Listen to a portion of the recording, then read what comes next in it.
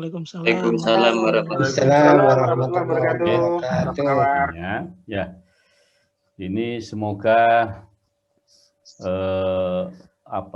jaringannya nggak terganggu ya. Ini di tempat saya loading kok agak sulit begitu ya. Oke. Oke, Bapak Ibu sekalian, perkenalkan saya untuk sharing materi, lanjutan dari materi yang kemarin ya. Oke. Ya.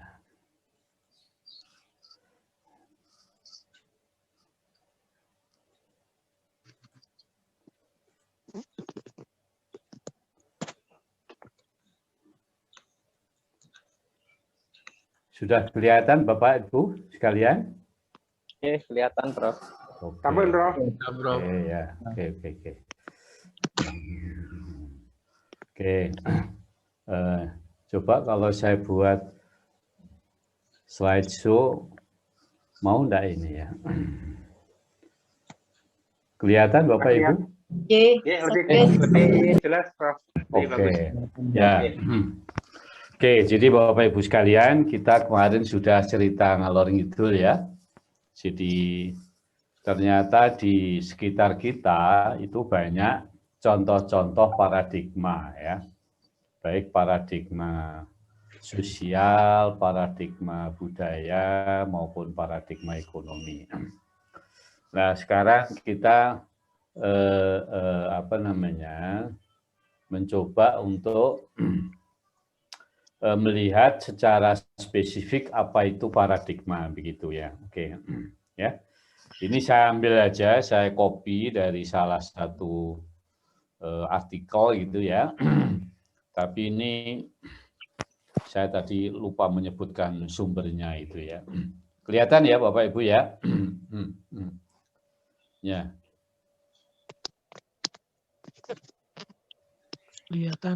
Kelihatan ya? Oke, jadi kata paradigma itu berasal dari Greek ya, Greek itu ya Yunani ya. Jadi ini kata ini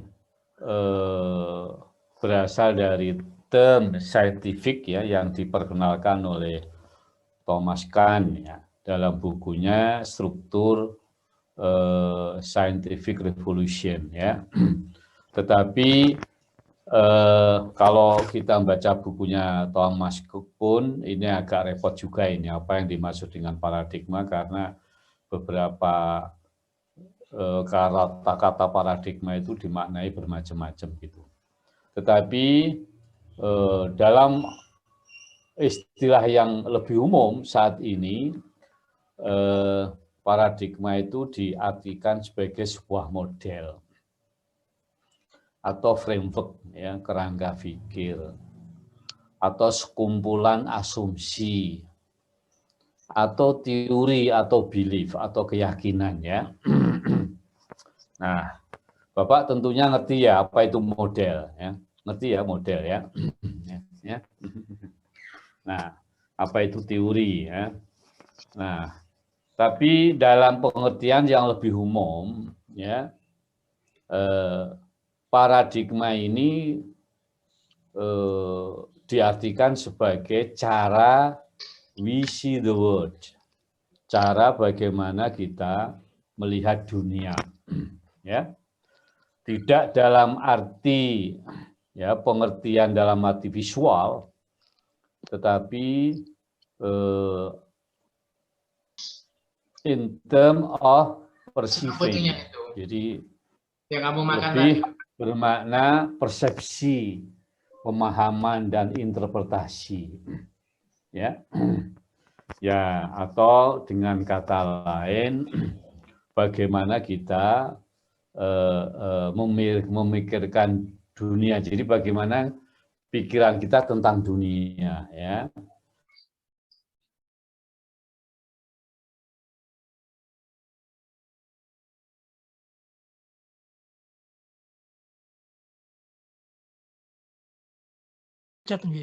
sesuatu realitas kita begitu. Oke, atau believing is seeing. Apa ini artinya? Oke, ini internet saya nggak stabil ini ya. Oke, oke ya. Oke, oke. Gimana Bapak? Apa seeing is believing? Believing is seeing ya. Oke ya. Oke. Kalau Bapak lebih cocok yang mana ini? Ya. Yang seeing is believing atau believing is seeing? Ya. Ya. Believing is seeing. Apa? Ya. Ya. Ya. Ya, melihat dulu baru mempercayai, berpendapat. Ya. Pendapat dulu, punya gagasan dulu, baru melihat. Yang benar yang mana ini? Ya. Oke, ya. Seeing is believing itu ya umumnya kayak ini, anak kecil disuruh melihat mainan gitu ya. Oh, mainannya seperti ini toh. Oh, ini toh begitu, ya. Jadi dia memiliki keyakinan setelah melihat fakta. Tapi ada kalanya bapak-bapak yang sudah berumur ini sudah punya framework di kepalanya. Ya. Nah, oleh karena itu yang ada di kepalanya ini yang kemudian digunakan untuk melihat. Nah, kalau yang di kepalanya itu berbeda-beda, berarti nanti hasil penglihatannya juga beda-beda. Gitu. Ya. Nah, jadi kelihatannya believing is seeing ini kita ngomong paradigma. Jadi kita sudah punya seperangkat, ya, apakah itu model, apakah itu cara berpikir, apakah itu potret, ya, kemudian kita kemudian dengan potret, dengan kacamata ini kita melihat sesuatu seperti itu. Oke, ya. Jadi dalam bahasa yang sederhana, ya. Jadi paradigma ini bisa diartikan cara melihat fakta atau dunia. Ya. Nah, terus kemudian bukan sekedar cara melihat, ya, tetapi lebih dalam dari itu, tidak sekedar visual, tapi cara bagaimana memandang, melihat, memikirkan, memahami, dan menginterpretasikan. Ya. Jadi kemudian ketika melihat terus memikirkan, nah ini sebuah proses, ya, sebuah proses yang mungkin jalan pikirannya bisa beda-beda. Ya. Nah, karena jalan pikirannya bisa beda-beda, ya, bisa jadi nanti memahaminya pun juga berbeda. Ya. Kemudian memaknainya, ya, menafsirkan kembali itu juga bisa beda, begitu. Ya, oke. Ya, kelihatan ya Pak ya, ini kelihatan ya? Oke, kelihatan, Prof. Oke, ya. Oke, Prof. Ya. Kelihatan. Jadi melihat bukan sekedar dengan mata saja, tetapi melihat dengan menghadirkan pikiran, perasaan, dan hati. Lah ini ya. Ya, kalau nanti orang yang orang tidak percaya dengan perasaan, ya, seperti positivisme itu dia tidak mengakui perasaan itu sebagai sebuah alat, ya. Jadi berpikirnya itu, ya, apalagi dengan hati lah. Tetapi kemarin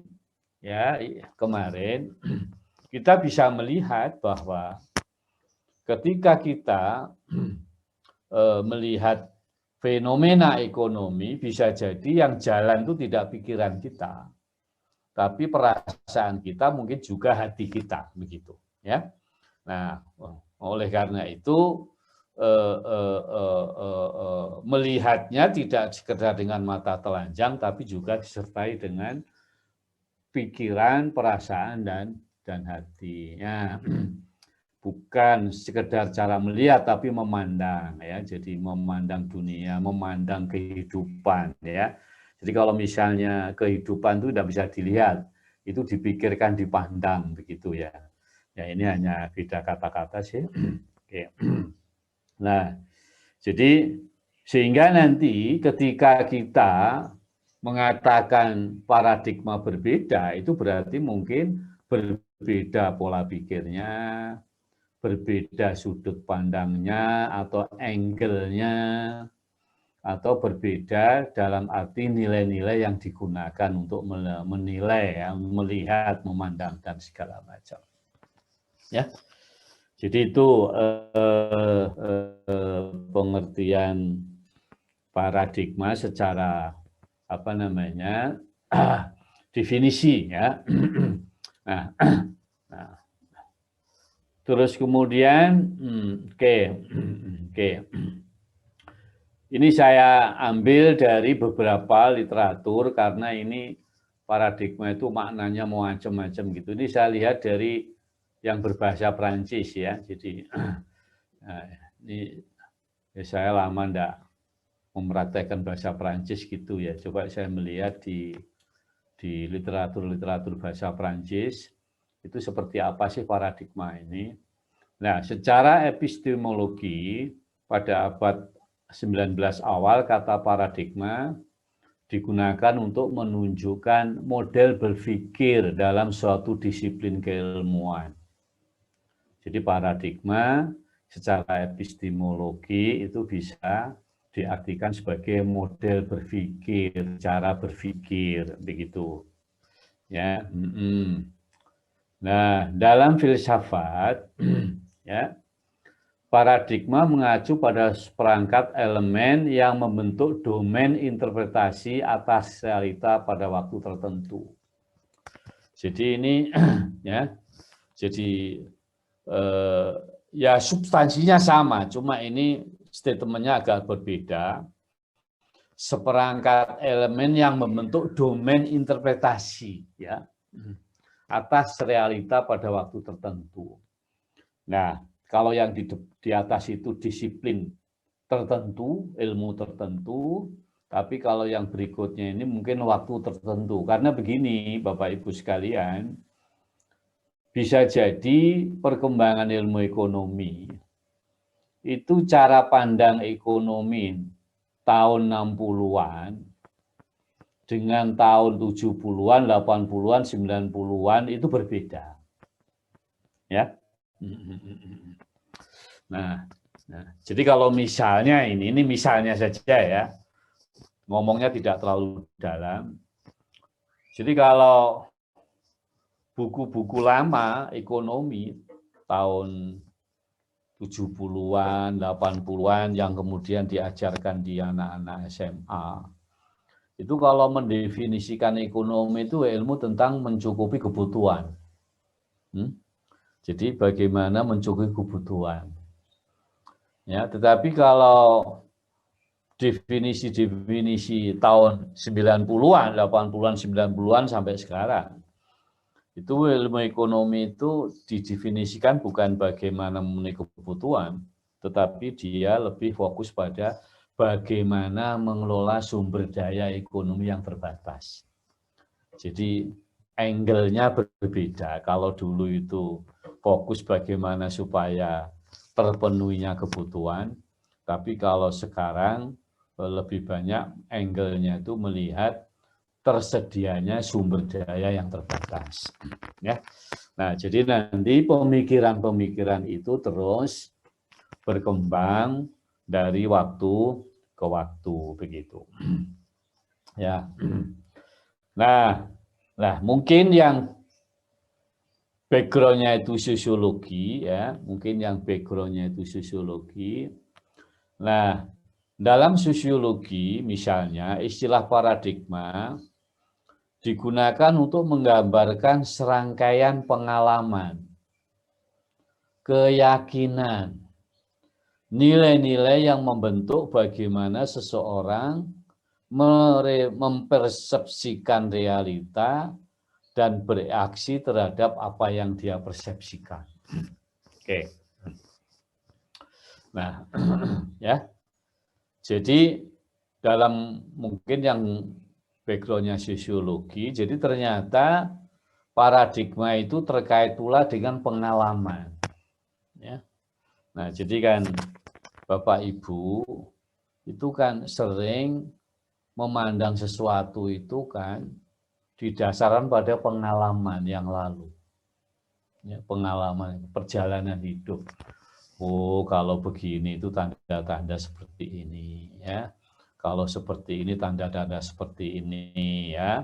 Oleh karena itu, maka saya harus beginilah, ya. Ya. Jadi biasanya ini adalah di dalam bidang ilmu sosiologi, begitu, ya. Nah, nah untuk ekonomi, ya ini agak ini ya. Dalam ekonomi kata paradigma ya itu sering digunakan pada tahun 80-an untuk menggambarkan konteks ya.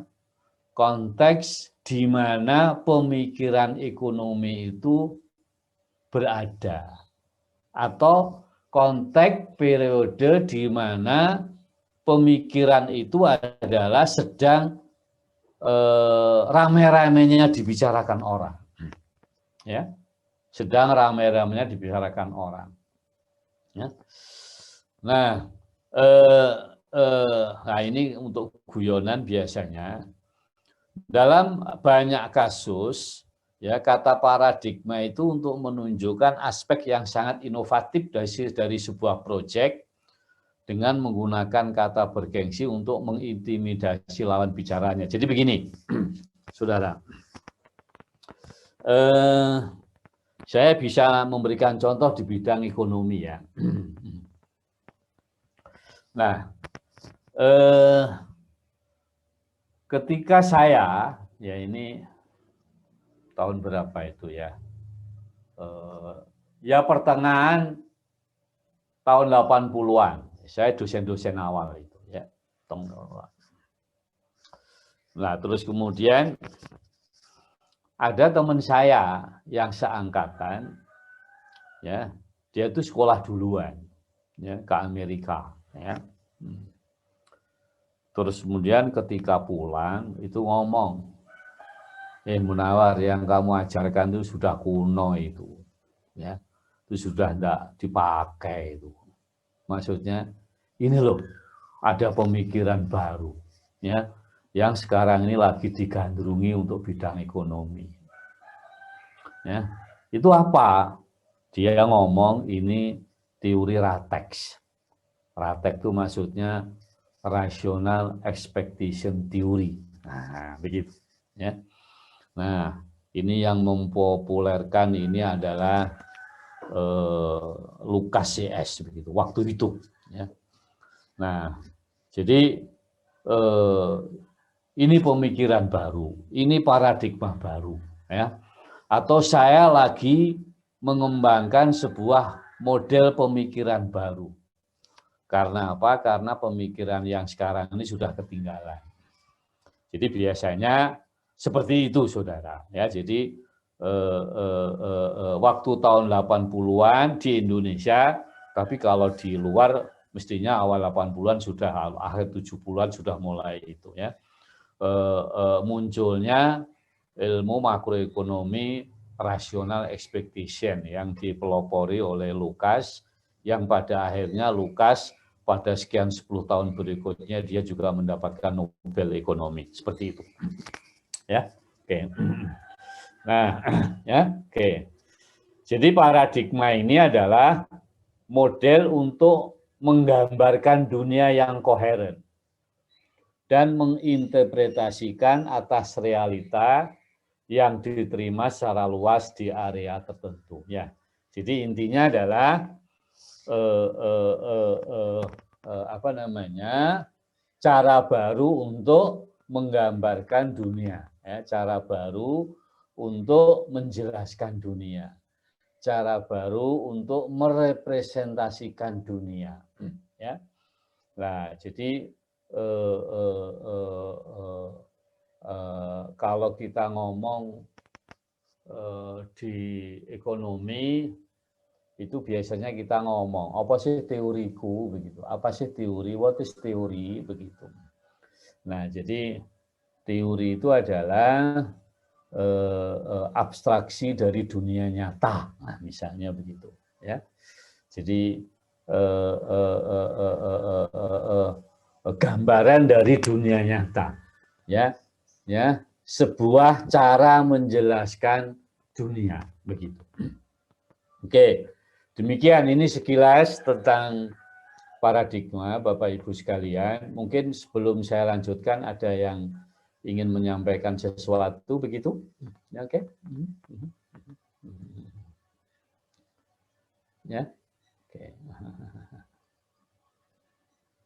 Oke. Ya, oke. Ya, Dada. Oke. Lanjut, ya. Prof. Monggo dilanjut. Oke ya. Nah, sekarang ini kita bicara. Ya. Jadi kan apa dunia atau fakta itu? Ya. Kalau menurut Bapak apa itu dunia atau fakta itu?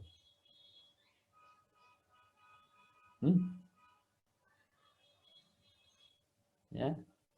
Ya. Kejadian nyata, Prof. Apa? Kejadian nyata. Kejadian nyata. Oke, ya. Yang lain? Ya. Ini Realita. realita, fakta atau realita. Terus yang lain? Wah, ini jauh-jauh ya, Batam, Madura bisa bersatu ini di Malang ya. Alhamdulillah ya ini. Keadaan yang bisa ditangkap oleh panca indera. Apa? Sesuatu yang bisa ditangkap oleh panca indera. Oke, sesuatu yang bisa ditangkap oleh panca indera. Oke, ya. Bapak pernah dengar enggak? Materialisme sama ideasionalisme. Ideasionalisme. Pernah dengar enggak?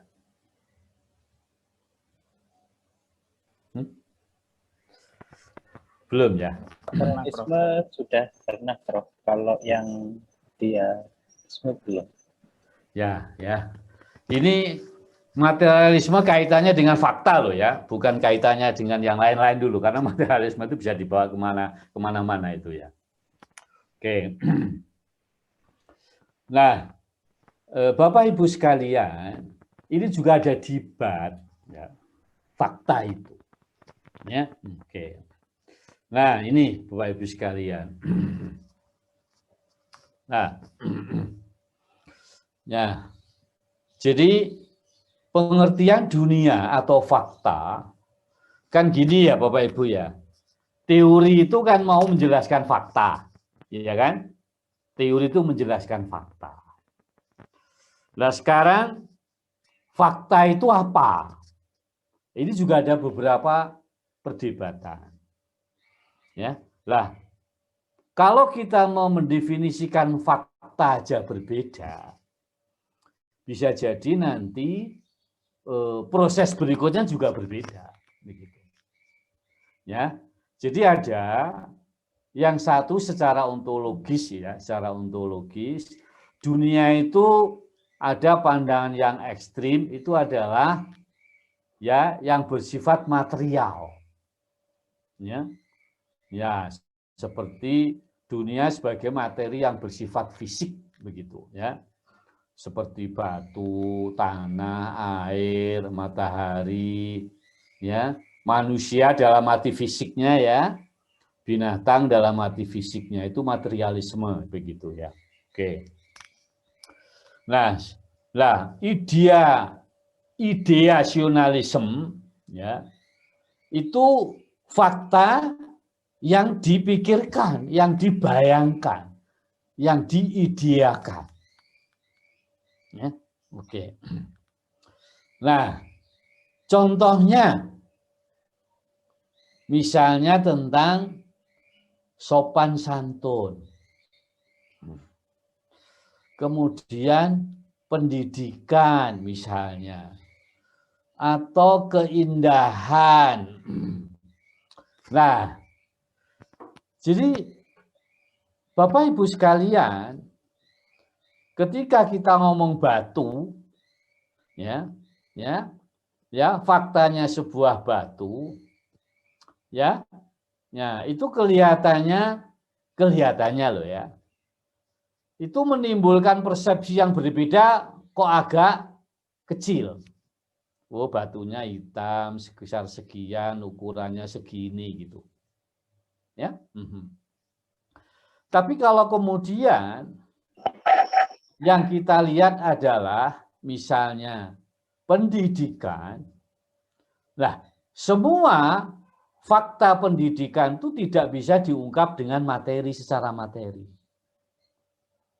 Sehingga ketika kita bicara tentang pendidikan, sebenarnya kita ini bukan bicara fakta, tetapi bicara yang kita bayangkan. Begitu Bapak Ibu sekalian. Ya. Nah, ya. Oke. Nah, sekarang ketika kita melihat fakta saja itu sudah heboh, ya, berbeda pendapat, apalagi nanti terus kemudian proses berpikirnya, memahaminya, interpretasinya itu juga akan berbeda. Begitu. Ya. Oke. Nah, ya.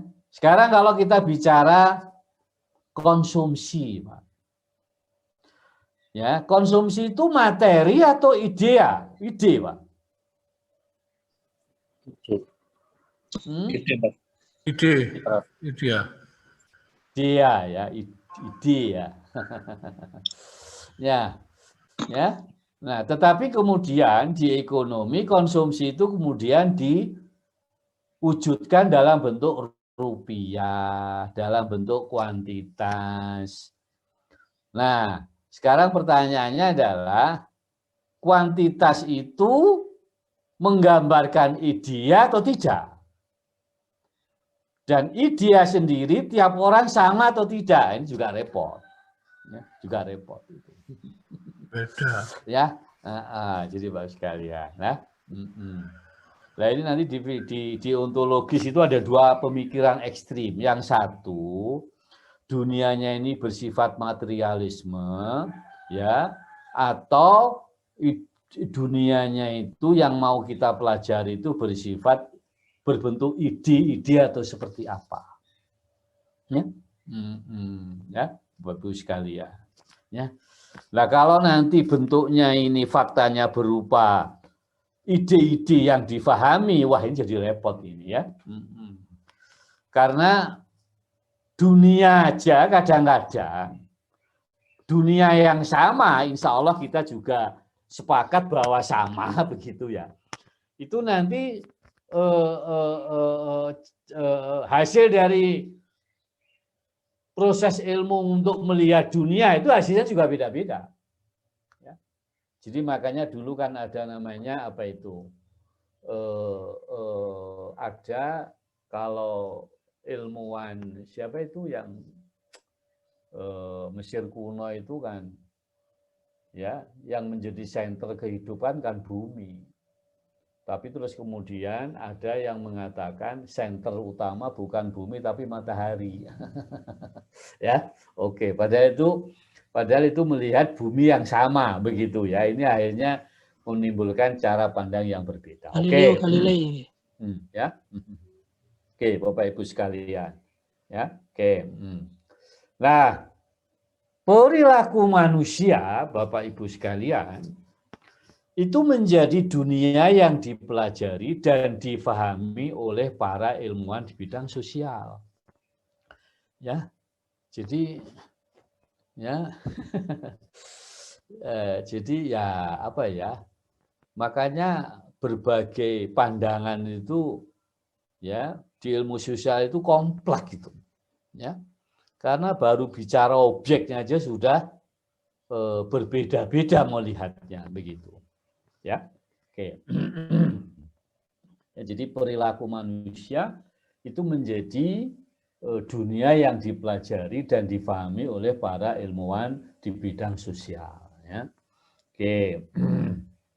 Nah, terus kemudian, perilaku manusia dalam mengambil keputusan di bidang ekonomi menjadi dunia para ekonomi untuk mempelajari ekonomi. Nah, ya. Nah, selama ini Bapak Ibu sekalian, ya, ini sepengetahuan saya ya, saya sebagai ekonom di S1 saya lulus tahun 83 Pak. Ya, sudah berapa tahun ini ya?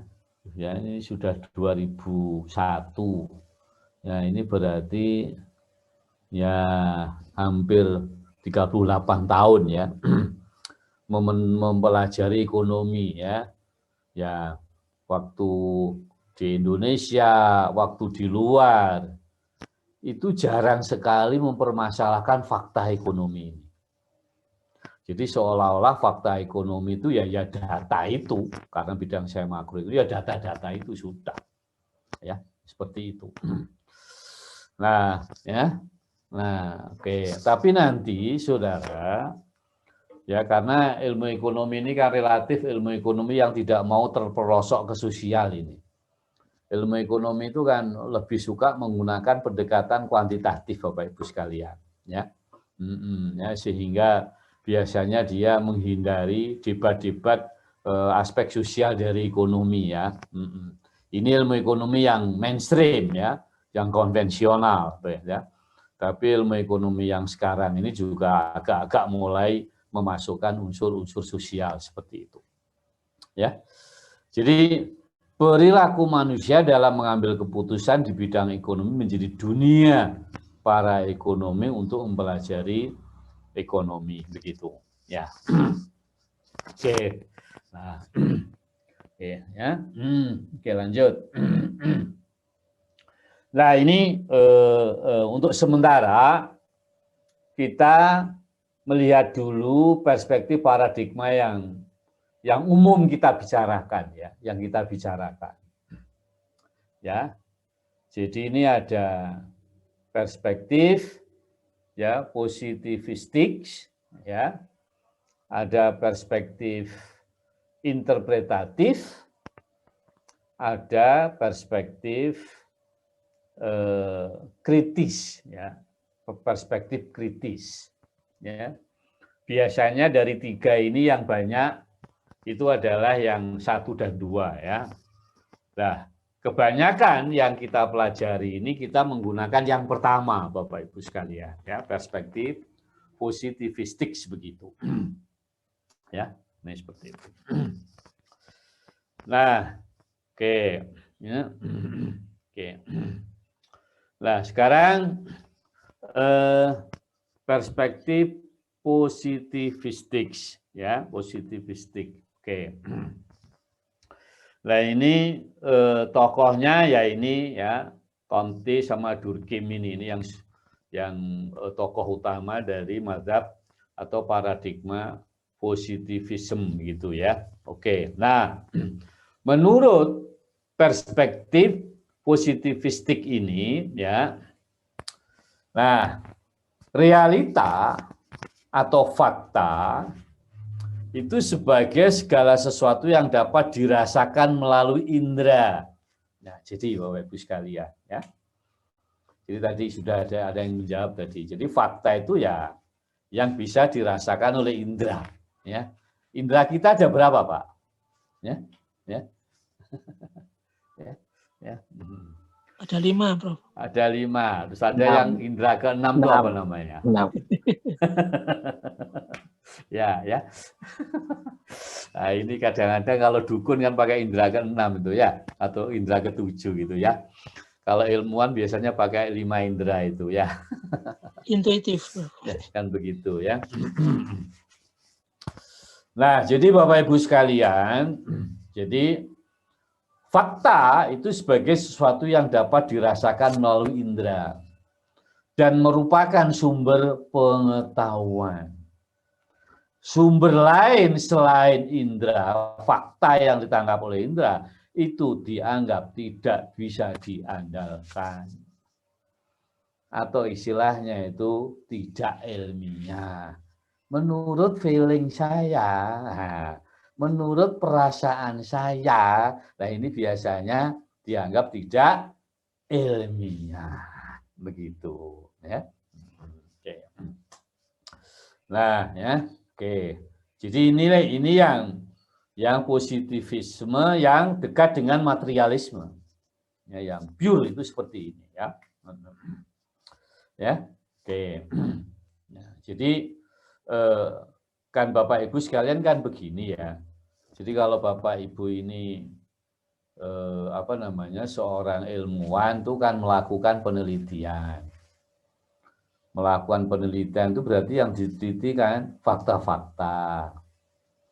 Faktanya dikumpulkan, datanya dikumpulkan, kemudian diolah ya dengan menggunakan metode tertentu, hasilnya diperoleh, dianalisis, kemudian disimpulkan.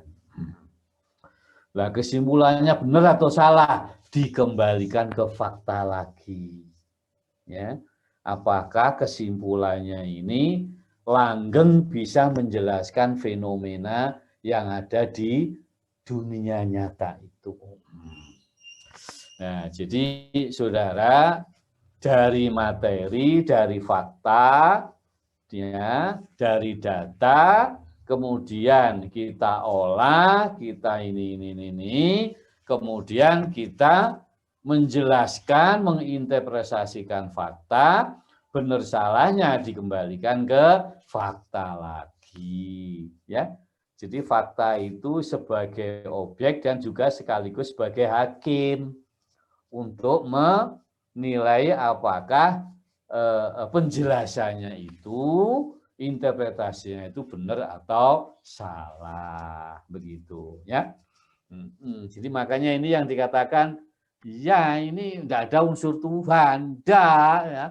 Ini ya pokoknya fakta, dia kembalikan fakta lagi, jadi fakta itu sumber sekaligus pembenar, begitu. Oke, ya. Oke, jadi prosesnya seperti itu. Nah, realita itu ada di luar sana dan terlepas dari kesadaran manusia. Jadi ini contohnya gampangnya begini Bapak Ibu sekalian, ya. Batu atau tanah itu fakta. Ya.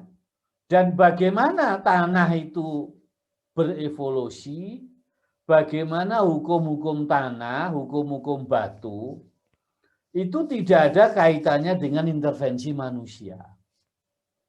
Jadi dia begitu ada, itu sudah punya hukum, sudah punya karakteristik, ya, sehingga itu di luar kekuasaan manusia.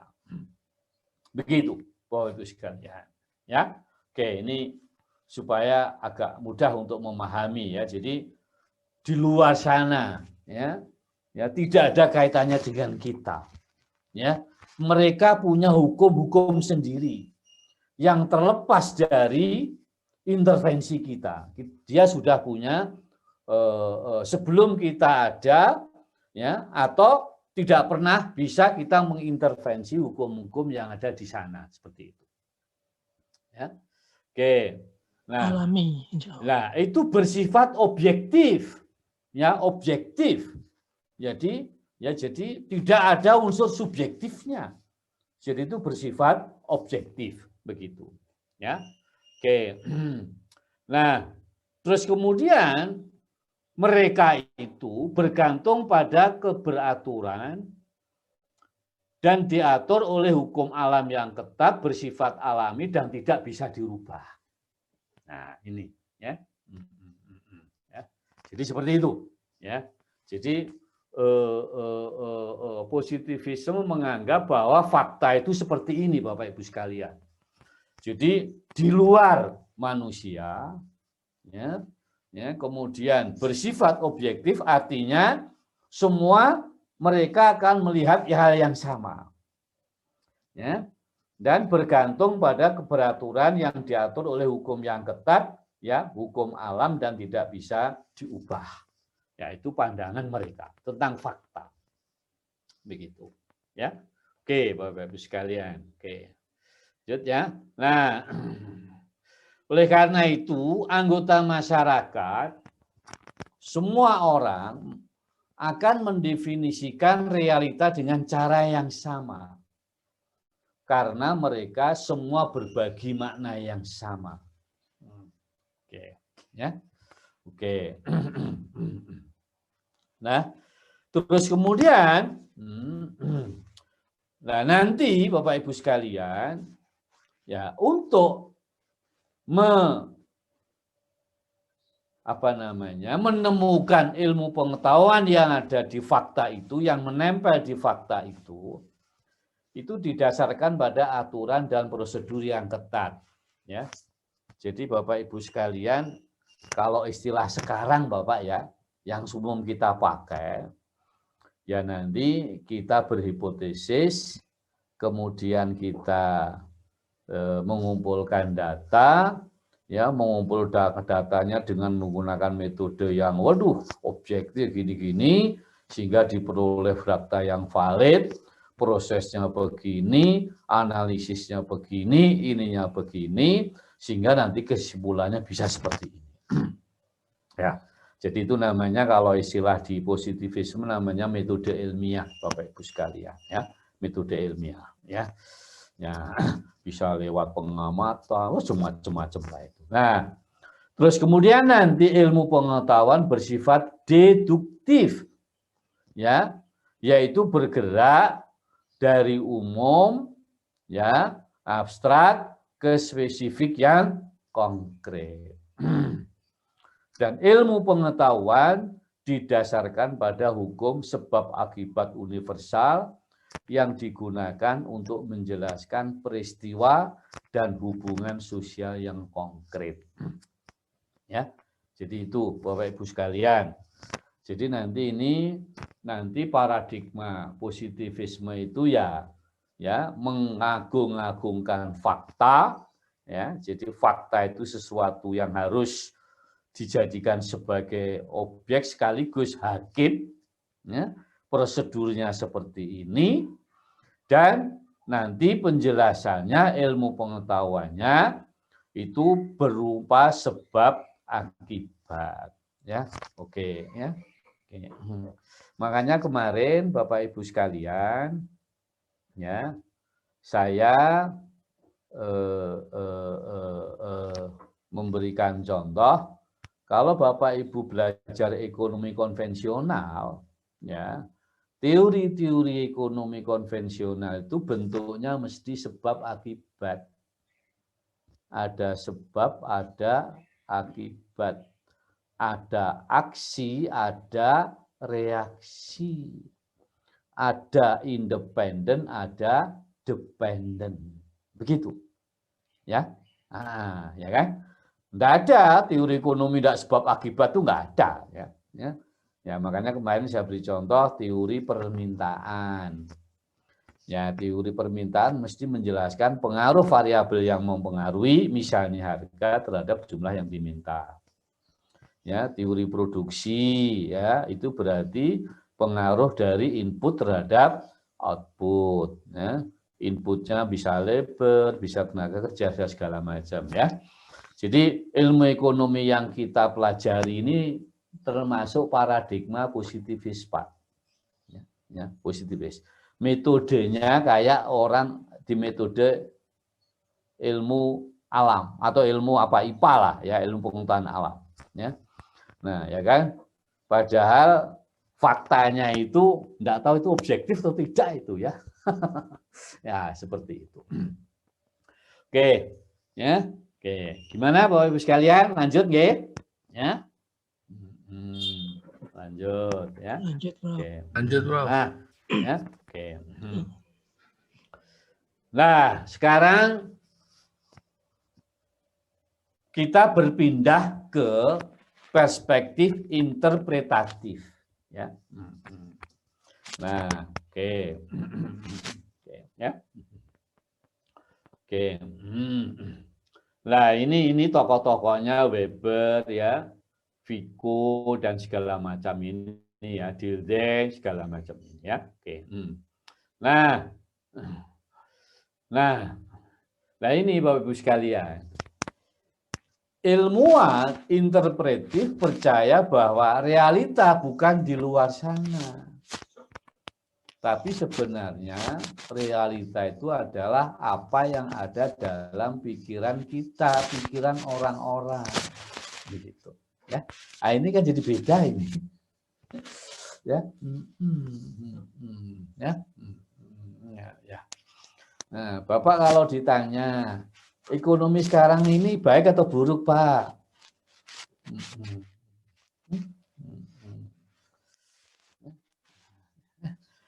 Ya, ini tergantung pro Jokowi atau enggak kan begitu, Pak. Relatif. Siap, Bro. Ya. Nanti ditangkap, Bro. Ya kalau sekarang lagi menterinya Jokowi ya baik. Ya orang bodoh aja yang mengatakan ini jelek ini ya. Dan nanti ngengkel-ngengkelnya jelek, lu jelek juga karena corona. Coba kalau nggak ada corona, wah, kalau nggak ada corona, ya padahal kita juga nggak tahu apa yang terjadi kalau nggak ada corona. Padahal yang dibayangkan saja, padahal. Ya, Ibu sekalian, ya. Oke. Jadi ini adalah pemikiran lain, Bapak Ibu sekalian, ya. Jadi dunia bukan di luar sana, tetapi yang ada pada pikiran orang-orang. Itu namanya ideasionalisme yang apa namanya ya, yang ultra nasionalis, apa yang seperti itu ya. Nggak ada realita itu. Semua itu apa yang ada di otaknya, ya. Begitu ya. Ya kan? Data-data ekonomi itu nanti wah ya datanya sama tapi omongannya beda, Pak. Ya, kalau di ekonomi. Oke. Nah, ya, oke, coba ini. Nah, oke. Realita yang dialami secara internal ya atau pengalaman itu dibangun secara sosial melalui interaksi dan diinterpretasikan melalui para aktor dan disarkadakan pada definisi yang dilekatkan orang kepadanya. Oke, jadi intinya ini Pak ya. Jadi fenomena sosial, saya menangkap fenomena sosial itu adalah ya berdasarkan pengalaman ya ketika saya berinteraksi dengan orang-orang ya terus kemudian diinterpretasikan oleh orang lain, oleh saya ya yang akhirnya kemudian disepakati ya bahwa realita itu seperti ini ya, seperti itu ya. Jadi intinya Bapak Ibu sekalian, realita ini bukanlah sesuatu yang apa? Yang material, yang kemudian semua orang punya pandangan sama. Ya, seperti itu ya. Oke, tetapi yang ada, yang fakta itu adalah apa yang sedang saya pikirkan, yang sedang saya bayangkan. Jadi seperti itu ya. Jadi ini ilmu membayangkan, Pak, ilmu bayangan ya. Oke. Nah, terus kemudian ya, oke. Nah, realitas bukanlah objektif tetapi subjektif. Nah, oke. Pendekatan yang digunakan adalah proses induktif dari yang spesifik ke yang umum, dari yang konkret ke abstrak. Ini adalah sebuah ideografi, yaitu realitas secara simbolis dalam bentuk deskriptif. Ya, jadi ini yang dinamakan ideasionalisme tadi itu, Bapak Ibu sekalian. Ya. Oke. Gimana Bapak Ibu sekalian, ya? Ini nampaknya kalau di bidangnya Bapak, bidang agama ini lebih dekat ke sini nih kelihatannya. Ya. Ya. Cuma selama ini ya pokoknya dianggap objektif aja begitu ya. Begitu ya. Tapi padahal sebenarnya ya tidak seperti itu begitu ya. Oke. Ya, Oke, ya. Nah, terus kemudian yang terakhir Bapak Ibu sekalian ya, yang terakhir ya. Ini perspektif kritis, ini agak lain, agak lain. Nah ini ya, ini perspektif lain. Ya, oke.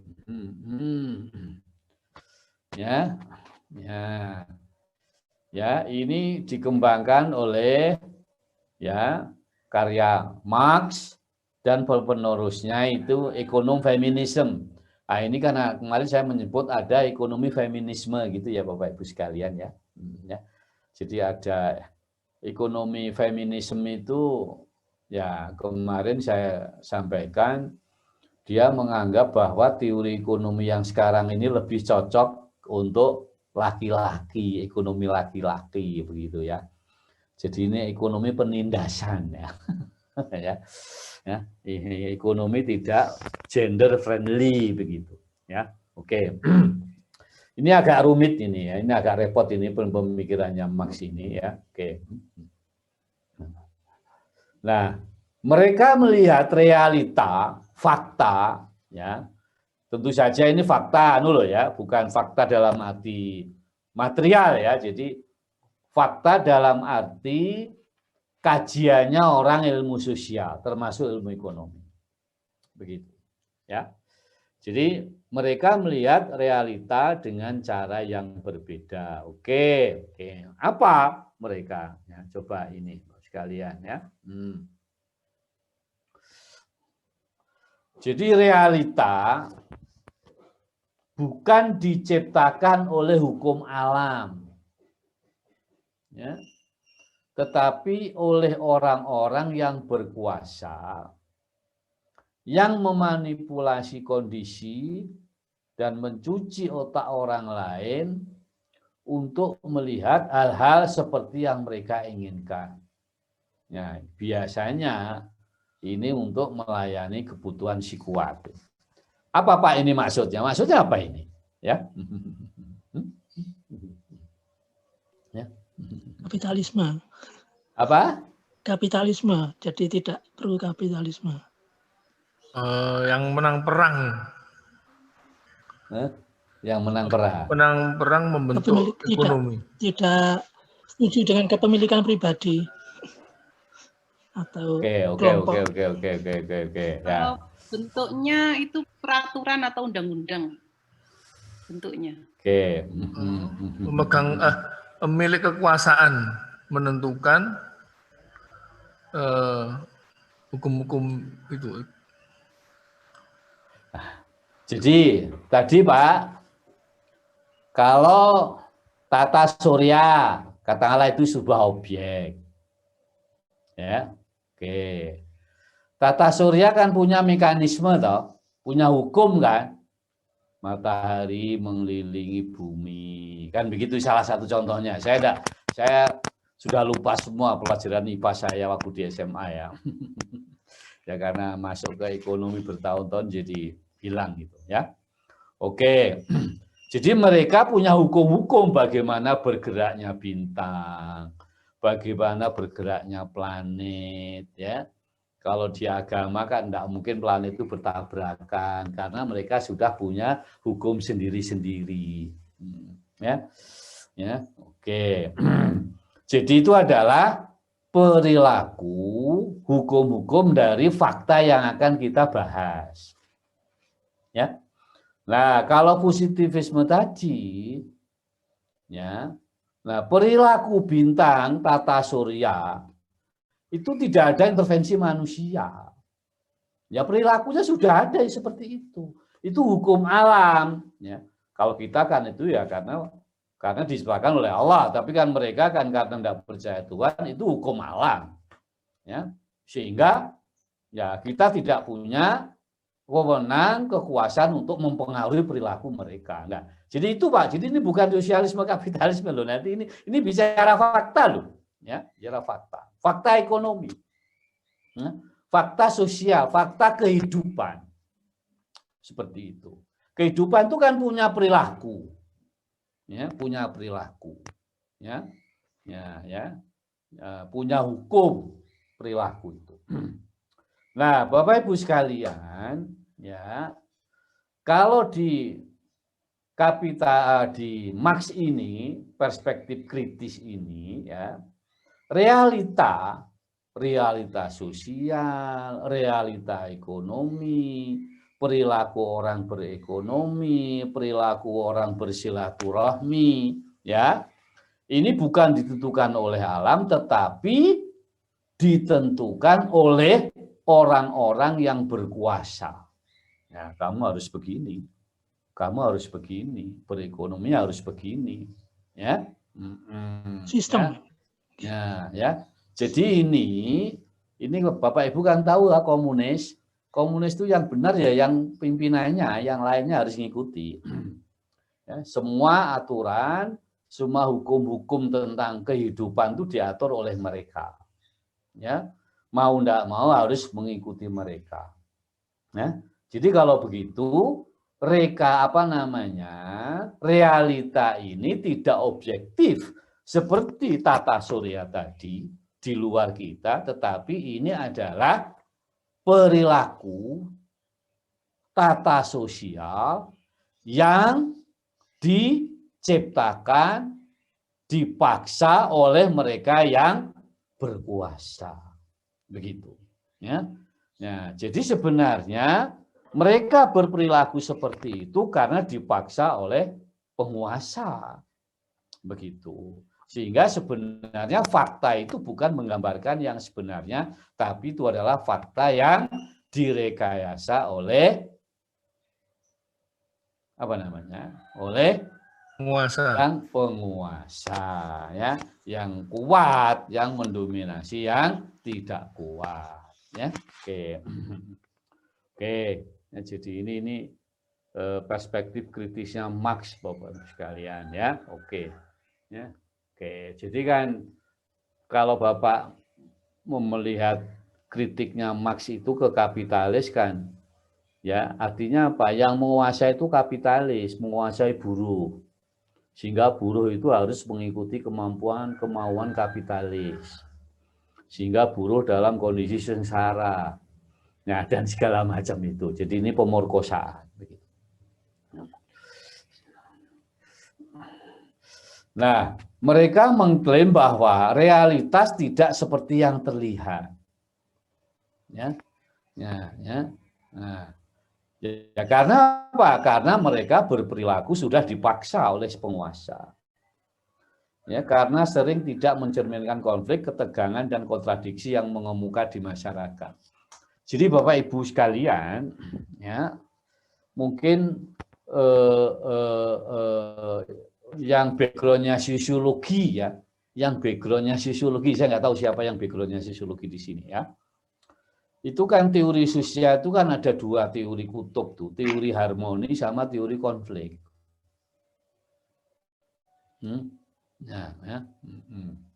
Nah, konflik itulah yang menciptakan yang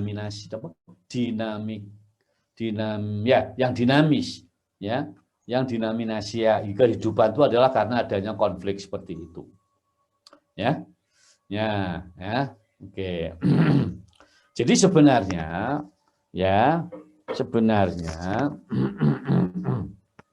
kehidupan sosial itu adalah sebenarnya konflik, karena konflik itu menjadi dinamis, karena berbeda, karena konflik, karena perang, karena konflik kepentingan, ya, akibatnya terus situasi yang ada berubah menjadi situasi yang baru. seperti itu. Ya, nah oleh karena itu ya, nah, mereka ketika melihat fakta itu tidak apa yang terlihat, ya, jadi sebenarnya yang terlihat itu adalah karena mengikuti perintah yang berkuasa. Oleh karena itu untuk melihat realita bukan yang di permukaan itu yang dia lihat, tetapi harus diselami seperti itu. Ya, oke. Ya. Ini pandangan Bapak Ibu sekalian. Nanti Bapak boleh cek pandangan yang lain ya. Nggak setuju juga nggak apa-apa ya. Masing-masing punya paradigma boleh ya. Pokoknya bisa dipertanggungjawabkan. Gitu aja ya. Ya, jadi seperti itu. Oke. Oke, Bapak sekalian ya.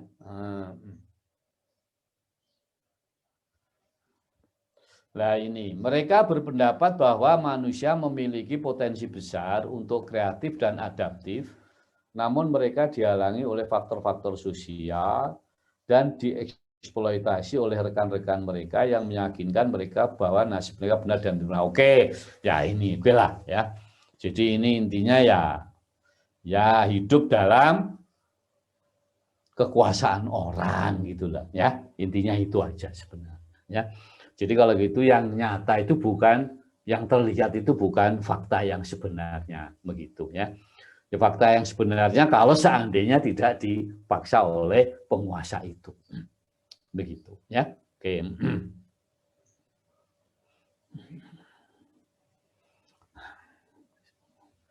Nah, ya. Jadi apa yang sampaikan oleh mereka yang berkuasa itu sebenarnya ilusi mereka, ya. Dan oleh karena itu, ya, tata aturan yang dibangun oleh mereka itu adalah hasil ciptaan mereka. Oleh karena itu, ya, para pemikir kritis ini adalah dia melawan ilusi dan struktur. Jadi intinya Bapak Ibu sekalian, kalau perspektif kritis ini tidak tidak puas dengan keadaan yang ada begitu ya. Nah itu semua itu adalah bebas nilai ya. Oke, jadi itu Bapak Ibu sekalian secara umum ya. Mungkin ini masih ada waktu, monggo kalau mau didiskusikan ya. Oke ya. Ini tadi kita bicara paradigma, tetapi kita masih fokus kepada apa itu fakta ya.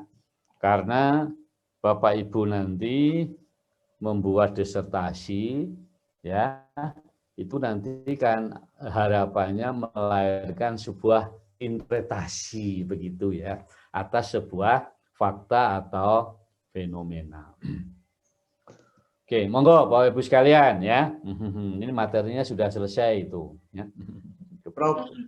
Oke. Assalamualaikum warahmatullahi wabarakatuh. Waalaikumsalam.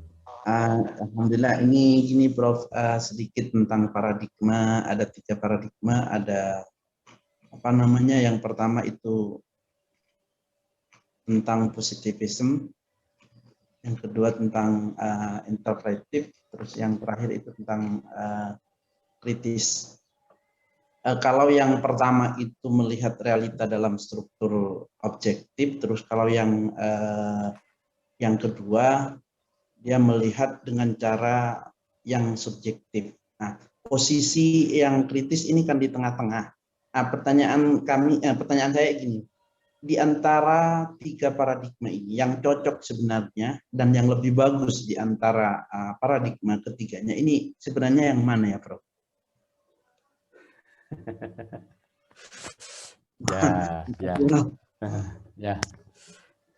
Ya kalau menurut mereka semuanya benar, Pak. Ya, kalau masing-masing itu benar begitu ya. Ya. Jadi begini, Bapak Ibu sekalian, sebenarnya mata kuliah paradigma ini itu sebenarnya ujung-ujungnya itu protes terhadap paradigma positivisme gitu. Jadi selama ini seolah-olah jalan kebenaran itu hanya itu, begitu, ya. Nah, banyak yang tidak puas, ya, banyak yang tidak puas dengan paradigma positivisme itu yang apa namanya tadi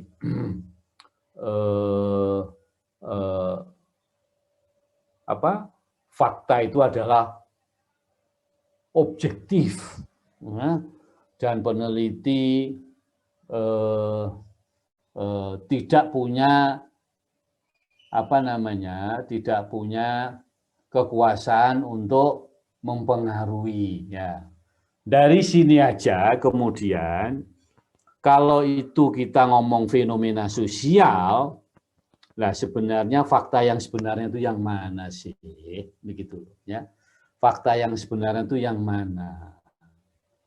Terus kemudian peneliti seolah-olah itu netral, tidak bisa mempengaruhi fenomena yang diteliti. Tapi dalam ilmu sosial sering sekali kadang-kadang ya peneliti itu bisa mempengaruhi yang diteliti. Ya, jadi seperti itu, Pak. Ya. Jadi menurut saya nanti begini, Bapak Ibu sekalian, ya ini kan sebuah pemikiran biasanya itu banyak kompromi, Pak. Jadi mungkin kasus tertentu itu mungkin bisa diungkap oleh paradigma ini, tetapi mungkin tidak dipaksa bisa diungkap oleh ini. Mungkin kasus tertentu itu bisa diungkap oleh ini, tetapi tidak bisa didekati dengan pendekatan ini. Jadi seperti itu, ya. Jadi ini kalau kita melihat hasil-hasil penelitian, ya ekonomi yang menggunakan pendekatan kualitatif, ya, atau di bidang sosiologi, di bidang etika, segala macam itu, ternyata mereka lebih banyak menggunakan pendekatan tidak positivisme. Karena dia ingin mendalami, ya, bahwa sebenarnya faktanya itu lebih dari sekedar kausalitas. Di dalamnya itu ada banyak hal yang sebenarnya kausalitas itu tidak berlaku utuh seperti itu, Pak. Ya, oke, ya. Bro. Ya, monggo. Yang lain, monggo silakan. Bisa ukur rembuk ya. Mas Arif juga bisa, Mas siapa ini Madura ini? Ya. Permisi, Prof. Okay. Kalau ada yang berpendapat begini, realitas adalah sesuatu yang selalu berulang, itu bagaimana, Prof? Yang terjadi berulang. Ya. Gimana kalau menurut Bapak Ibu? Realitas segala sesuatu yang berulang. Ya. Yang berulang apanya, Bu? Begini, saya pernah membaca di ilmu sosial, dan ini bisa dikatakan Ibnu Khaldun yang mengatakan bahwa realitas adalah sesuatu yang selalu berulang, yang dihadapi oleh manusia dan selalu akan berulang. Jadi kejadian saat ini, masa depan adalah sesuatu yang berulang, seperti itu. Bagaimana tadi ada Agus Kom, ada Karl Marx, ada Vico, dan sebagainya tadi, ya. Itu sepertinya tidak, artinya tidak sama dengan apa yang diperspektifkan tadi. Padahal menurut Ibnu Khaldun, itu kenyataannya adalah seperti itu.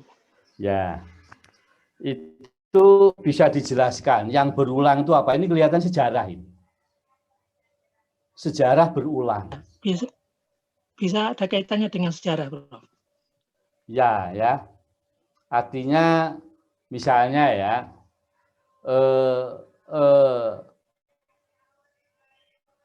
kejayaan kemudian akan runtuh, muncul kejayaan baru akan runtuh, kejayaan akan runtuh seperti itu.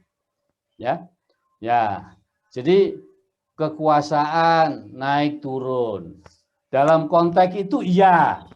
Di ekonomi juga ada yang berulang, Mas Ahmad. Contohnya apa? Siklus bisnis. Jadi ekonomi itu ternyata kalau kita melihat data, itu ada kalanya ekonomi lagi enak. Terus kemudian nanti sampai titik tertentu mengalami kemunduran. Terus resesi, depresi, recovery, dan seterusnya seperti itu. Ya, oke. Jadi ini adalah berulang seperti itu. Tapi sebenarnya mungkin yang berulang adalah antara maju mundur, ya, rontok segala macam. Tapi sebenarnya meskipun fenomenanya sama, tetapi karakteristik mereka itu ekonomi tumbuh, ekonomi turun itu beda-beda, Pak. Jadi misalnya kayak ya, sekarang lagi krisis, Pak. Ekonomi krisis. Berulang lagi di ekonomi.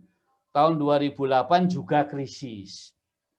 Tahun 97, 98 juga krisis. Itu juga krisis tahun 70-an, krisis tahun 65. Jadi memang ekonomi itu siklusnya seperti itu. Tetapi bagaimana krisisnya, bagaimana recovery-nya, bagaimana boom-nya, itu ternyata tidak sama penjelasannya untuk setiap pengulangan-pengulangan seperti itu. Ya, jadi pengulangan-pengulangan itu mungkin fakta fakta bergeraknya ekonomi, naik turunnya ekonomi. Tapi penjelasan mengenai krisis tahun sekarang dan krisis tahun 78, krisis tahun 65 itu berbeda. Ya, berbeda, ya. Jadi mungkin itu ya. Jadi berulang itu mungkin dalam konteks siklusnya seperti itu, ya. Tetapi mungkin sekali lagi penjelasan siklus pada masing-masing itu berbeda-beda, begitu. Ya, oke. Ya. Oke. Ya. Oke, Prof. Izin tanya, Prof. Terima kasih ya, Prof. Ya.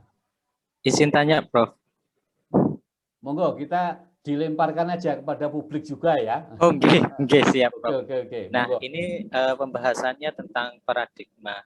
Nah, yang saya tanyakan di sini, apakah memang paradigma ini betul-betul dipengaruhi oleh sosial atau dibentuk oleh sosial tadi yang kuat bisa mempengaruhi yang lemah seperti itu? Apakah bisa jadi paradigma ini dipengaruhi oleh ideologi, Prof? Ya.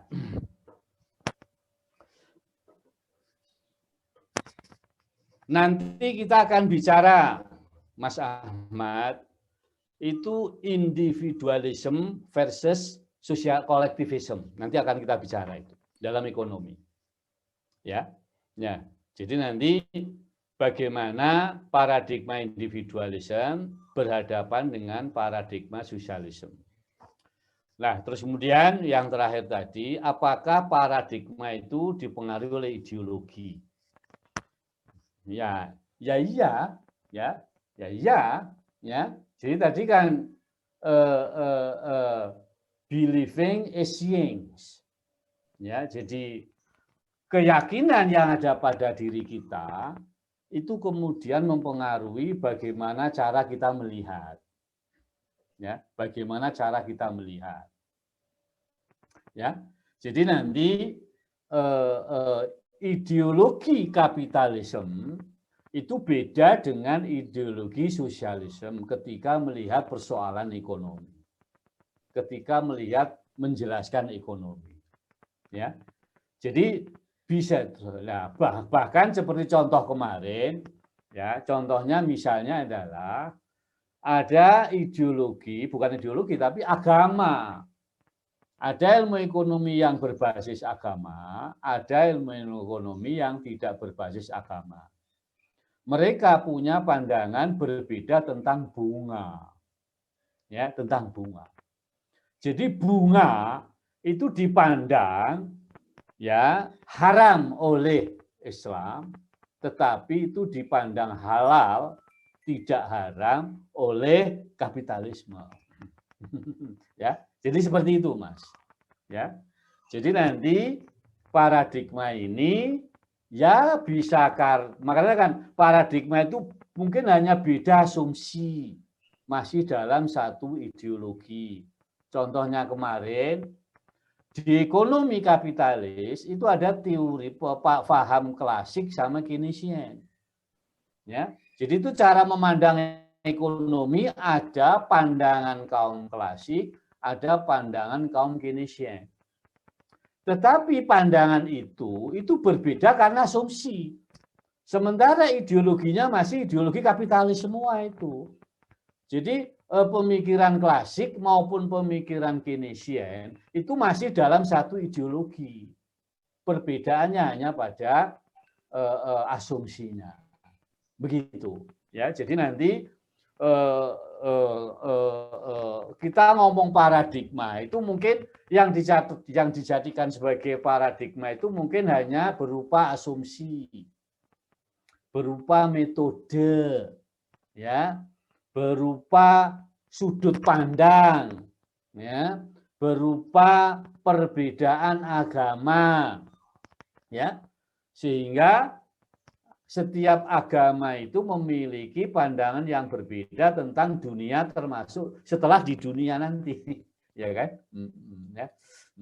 Seperti itu, Mas. Ya, jadi ini paradigma itu memang luas sekali, ya. Ya, jadi kalau Kuhn itu ngomong paradigma itu ya metode, ya asumsi, ya apa tadi itu teori, ya macam-macam itulah. Jadi, ya, jadi seperti itu. Ya, oke. Oke. Saya rasa itu, Mas, ya. Monggo silahkan ya. Ya. Gimana Bapak Ibu? Ya. Ini semakin hari semakin bingung ini kelihatannya ya. Ini ya kemarin ya. Oke ya. Menarik. Ya, ya. Kemarin contoh-contohnya dekat dengan kita. Ini kalau sudah masuk ke ini, aduh. Ini apa ini ya? Ya. Tapi menurut saya Bapak Ibu sekalian, menurut saya Bapak Ibu termasuk saya itu dididik dengan menggunakan paradigma positivisme, Pak. Ya. Jadi itu, Pak. Jadi belum kita menggunakan paradigma yang lain, ya, seperti itu. Oke. Ya. Ya. Ya, moga-moga nggak ngantuk ya. Ya. Ini lagi, saya mau sharing ya, Prof, dari pertanyaan Pak Mukis tadi. Nah, apa namanya, peristiwa ini selalu berulang-ulang seperti itu, Prof. Betul, memang ini saya mengutip dari Mbah Maimun Zubair bahwa setiap peristiwa itu selalu berulang-ulang, akan tetapi dengan metode berbeda.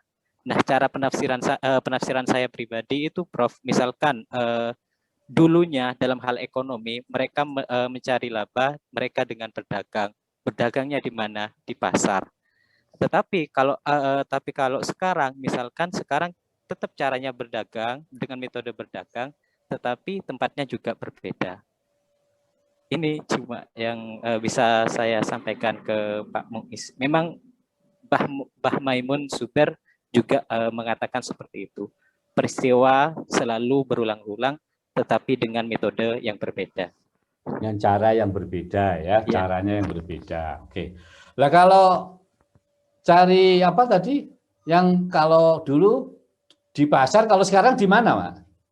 Nah, misalkan dulu caranya, misalkan ini penafsiran saya pribadi ya, Prof, dari kutipan tersebut. Misalkan dulu carinya kita dengan barter. Terus setelah barter baru kita mempunyai mata uang, bisa tukar dengan mata uang. Tetap intinya sama, ingin memperoleh keuntungan. Akan tetapi dengan cara yang berbeda. Yang tadinya di pasar sekarang malah di e-komersi. Oh gitu. Oke. Ya. Kalau dulu di pasar, ya, sekarang juga di pasar. Cuma pasarnya dulu itu adalah becek, ya. Sekarang pasarnya pakai digital. Online.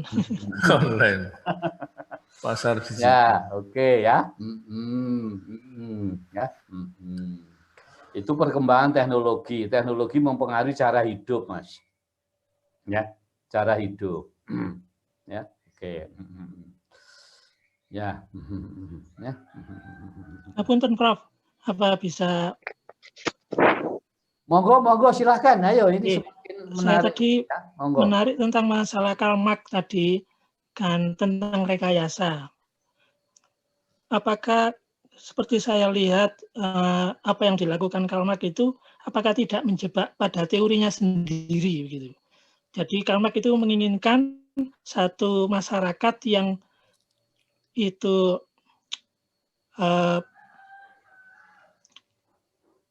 bisa bermandiri ataupun bisa menggerakkan mereka sendiri begitu. Jadi tidak bergantung kepada yang lain begitu.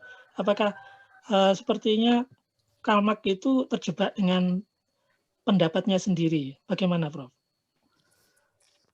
Ya. Oke.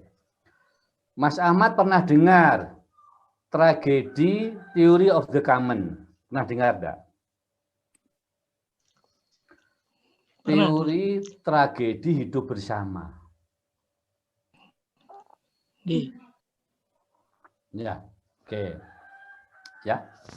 Nah, ini ada buku menarik karangannya Kunio Yoshiara, ya, saya ingat sekali itu ya.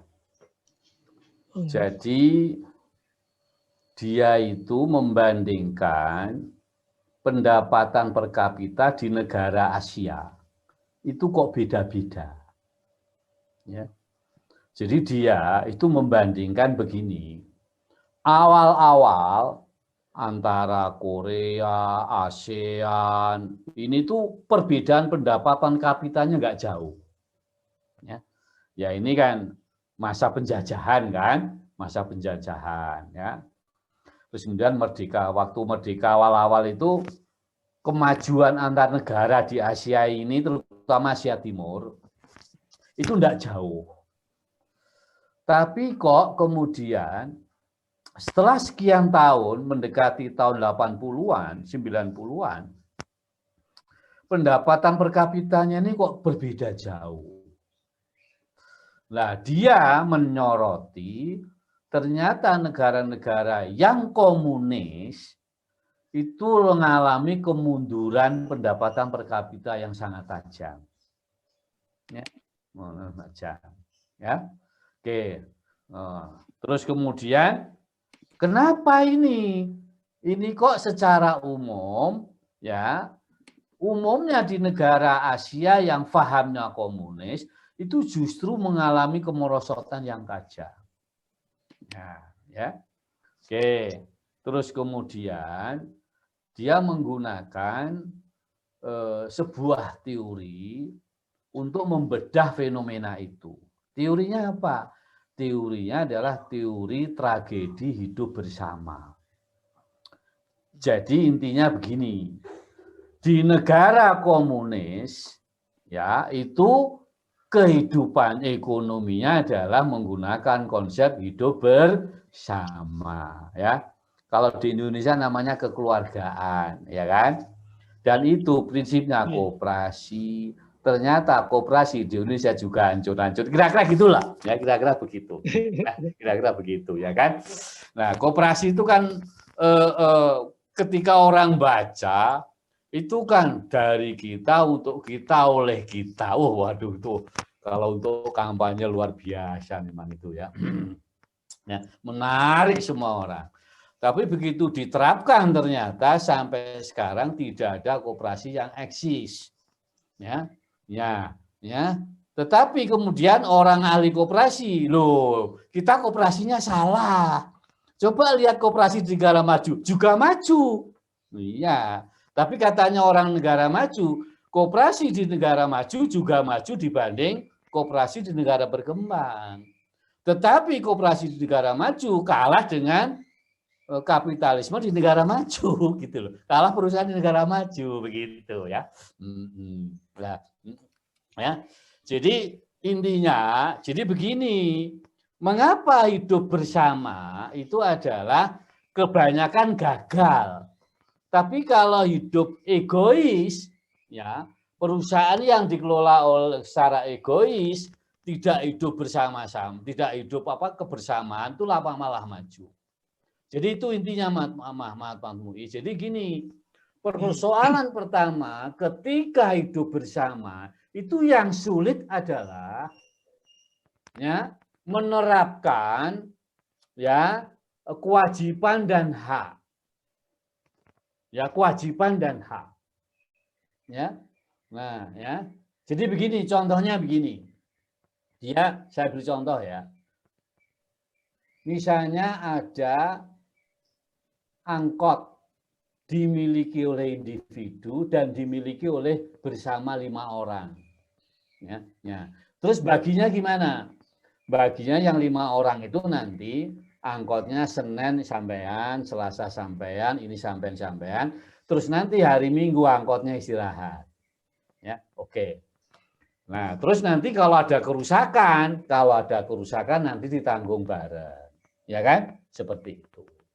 Nah, itu ya terus nanti pembagiannya seperti itu. Tapi prakteknya adalah begini. Ketika hari Senin saya menggunakan, ternyata hari Senin itu angkotnya mogok. Angkotnya mogok. Lah ini hari saya kok pas mogok. Lah ini gimana ini? Nah, kalau saya nggak jalan berarti saya nggak dapat penghasilan. Ya sudah, akhirnya karena mogoknya apa, direkayasa pokoknya hari ini jalan. Ya, perkara besok itu rusak lagi itu bukan urusan saya karena besok itu sudah dipegang si fulanah lagi, begitu. Nah, kemudian si hari Selasa itu ya baru jalan, loh kok mogok, ya kan? Padahal saya butuh uang hari ini. Oleh karena itu saya rekayasa pokoknya hari ini bisa jalan, besok remuk nggak apa ternyata salah. Bisa seperti itu. Sekalian ya, seperti itu. Nah, ya, karena kalau saya harus memperbaiki hari ini, ya, yang enak besok, yang giliran besok, repot ini. Seperti itu. Ya.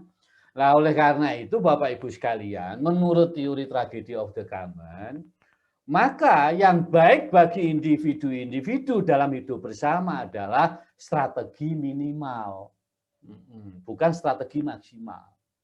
Tetapi kalau angkot itu dimiliki oleh saya pribadi, ya, karena hari ini mogok, pada besok tetap saya yang pakai, dan seterusnya, maka hari ini harus saya perbaiki. Ya, saya openi karena apa? Karena ini selamanya yang memakai akan saya. Oleh karena itu, maka orang yang memiliki angkot secara individu itu baik buruknya angkotnya ya tergantung dia dan yang menikmati dia. Ya, yang berusaha dia, nanti yang menikmati dia. Oleh karena itu, ya daripada nanti dia itu bobrok sekian minggu, mendingan hari ini saya perbaiki. Oleh karena itu, Bapak Ibu sekalian, angkot yang dimiliki oleh individu ternyata kinerjanya lebih baik daripada angkot yang dimiliki oleh bersama. Ya. Izin, Prof. Kalau Bapak nggarap sawah, ya 5 orang nyangkul, ya nanti ini repot ini yang nyangkul sungguh-sungguh sama yang enggak, ini juga repot, ya kan?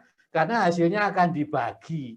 Oleh karena itu makanya kalau nyangkul ya seringan-ringannya, toh nanti juga hasilnya akan dibagi.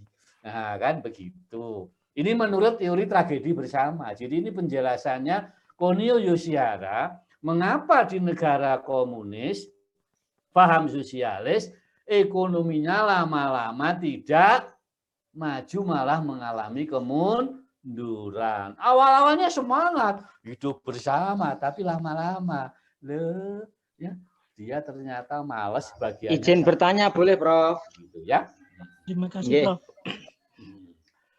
Izin, Prof. Ya, monggo. Izin mau sholat. Kuliah paradigma ini kalau saya artikan kayak kuliah filsafat, Prof. Jadi agak membingungkan nih, Prof. Mohon maaf kalau banyak bertanya nih, Prof. Kalau tadi saya simak itu kan ada 3 paradigma ya, positif, kritis, dan satunya lagi saya lupa. Itu kalau sementara di kita dan masyarakat Indonesia ini kan kebanyakan paradigmanya kan menggunakan paradigma pragmatis kan, Prof. Apakah ini juga masuk dalam di positif itu, Prof? Itu yang pertama, Prof. Kemudian yang kedua, sepertinya menarik ini untuk diteliti menjadi sebuah karya disertasi ya, tentang paradigma. Ini kira-kira kalau kita mau mengukur paradigma, ini skala atau parameternya apa, Prof? Yang ketiga, Prof, tentang fakta dan idea apa tadi? Idea itu kan apakah sama dengan ini, Prof? Apa? Dasolen dan Dasein itu, Prof, atau beda?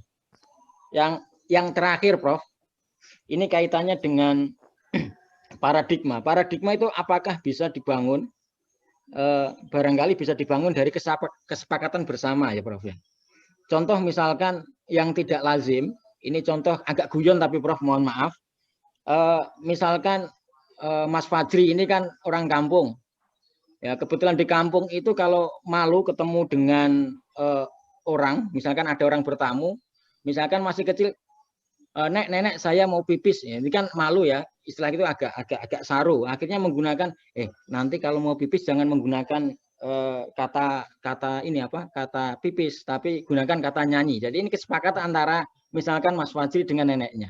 Hingga suatu malam misalkan, karena itu menjadi sebuah kebiasaan, akhirnya begitu pulang ke kota, malam-malam bubuk dengan ibunya, ini malam-malam teriak sama ibunya, mak, aku pengen pipis. Malam-malam kok pipis? Enggak, sudah nggak tahan ini, saya ingin pipis gitu. Nah akhirnya ya sudah, ingin bernyanyi, karena ingin bernyanyi saya malam-malam begitu ya. Nah, akhirnya begitu, ya sudah nyanyi saja di telinga gitu, biar nggak kedengaran tetangga. Ternyata ibunya dipipisi oleh si Fajri tadi. Ini apakah paradigma ini juga bisa berangkat dari apa kesepakatan dari yang 2 orang atau beberapa ini, Prof? Terima kasih, Prof. Ya, bisa, Pak.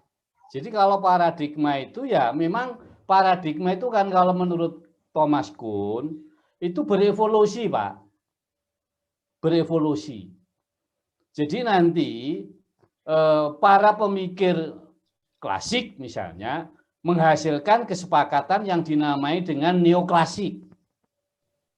Terus nanti paradigma neoklasik ya membangun, diteruskan oleh para murid-muridnya, kemudian membangun namanya klasik baru. Mereka punya kelompok peneliti, Pak. Bisa, Pak. Bisa seperti itu. Bisa, ya. Nah, mengenai itu tadi, ya, mengenai itu nanti ada namanya interaksionisme simbolik, Pak. Jadi ada fakta-fakta itu yang tercermin pada simbol-simbol, Pak. Pada simbol-simbol. Makanya kan, misalnya kayak, ya, orang bisa membaca simbol-simbol yang tertera pada candi. Simbol-simbol yang tertera pada makam. Itu ada simbol-simbol yang punya makna, Pak. Ya. Nah, jadi itu adalah nanti kita menggunakan ada namanya metodologi interaksionisme simbolik. Ya. Jadi tapi itu bukan metodenya paradigma positivisme, tapi itu adalah paradigmanya yang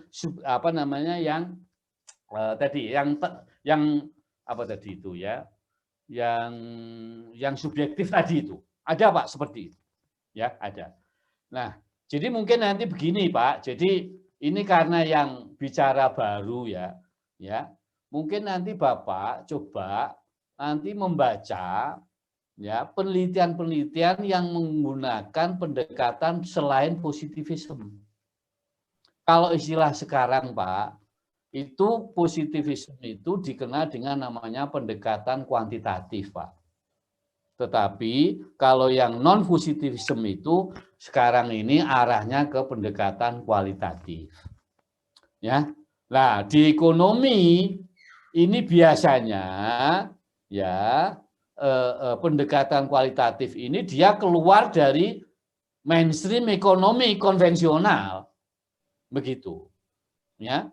Ya, jadi dia misalnya menggunakan pendekatan kelembagaan, institutionalist economic misalnya begitu, untuk menjelaskan fenomena ekonomi dari perspektif yang lain. Seperti itu, ya. Jadi ya wajarlah ini baru mulai ya, baru ya sudah biasa makan nasi disuruh makan roti ya, makan habis pun ngomongnya belum makan kan begitu ya. Namanya makan ya nasi, roti sama daging ya belum makan, misalnya seperti itu ya. Tapi nanti lama-lama insya Allah akan mengenal ya. Ya, jadi intinya memang ini Bapak Ibu, intinya adalah supaya kita ini tidak memiliki satu kacamata, tetapi kita punya kacamata yang beda-beda ya. Kacamatanya Bapak itu untuk siang jalan, tapi kalau untuk malam itu nuablai terminal Pak itu Pak ya. Itu yang listrik itu wabrai nanti itu kan seperti itu ya. Oke, Bapak Ibu sekalian, mungkin sementara gitu nggih. Ini sudah jam 5.12. Terima kasih Prof. Ya. Terima kasih Prof. Ya ini biasalah, ini bingung. Kuliah pasti memang bingung dulu ya. Nanti kalau kuliah langsung hebat itu nanti malah repot nanti ini ya. Ini ya. Gitu. Saya rasa itu, oke? Oke, Bapak makasih, sekalian. Terima kasih, Prof. Oke, assalamualaikum warahmatullahi wabarakatuh. Waalaikumsalam warahmatullahi wabarakatuh. Terima kasih banyak, Prof. Mohon PPT-nya di-share nggih. Apa? Oh ya nanti saya share nggih, saya share nggih. Kok ya arep diwaca wae. Alhamdulillah.